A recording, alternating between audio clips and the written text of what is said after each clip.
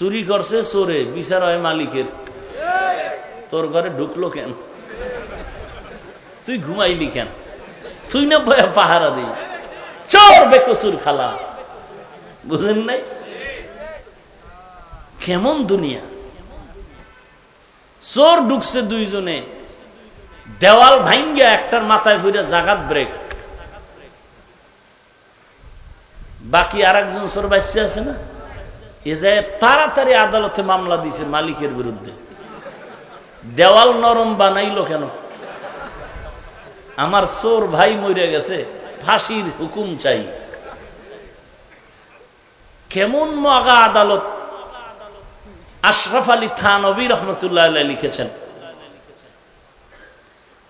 মালিকের তলব করো। আদালতে মালিক হাজির, তোমার কিছুক্ষণের মধ্যে ফাঁসি হবে, কিছু আশা থাকলে তাড়াতাড়ি কও। স্যার আমার অপরাধ। দেওয়াল নরম বানাইছো কেন? চোর পইরে মরে গেছে। তো তুমি মার্ডারের আসামি।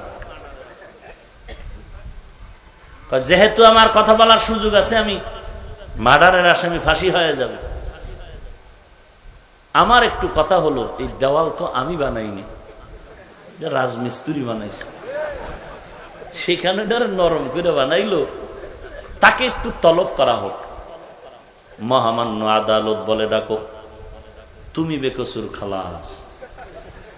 মালিক বাচ্চা গেল, রাজমিস্ত্রি কাঠ গড়ায় দাঁড়ায় গেল। স্যার বলে, স্যার টান নাই, জীবনের শেষ কোনো চাওয়া পাওয়া আসেনি। বল, তোমার এখন ফাঁসি হবে, দেওয়ালটা নরম করে বানাইলে কেন?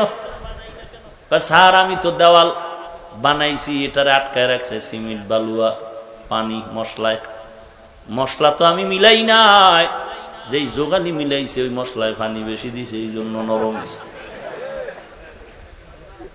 মহামান্য আদালত বলে, তুমিও বেকসুর খালা, যোগালি রে ডাকো। কই রে যোগালি, তাড়াতাড়ি আয়। কেন? বলে, বাদশার আদালতে মিষ্টি দেওয়া হবে। দৌড়ের উপরে দৌড়, সামনে গিয়া কয় কাঠ গড়ায় দাঁড়া, জীবনের শেষ চাওয়া পাওয়া আসেনি। শেষ মানে এখনো মাইয়া বলা বড় হয় নাই। তোমার এখন ফাঁসি হবে কেন? স্যার আমার অপরাধ কি? বলে, দেওয়ালের মশলা নরম করছো কেন?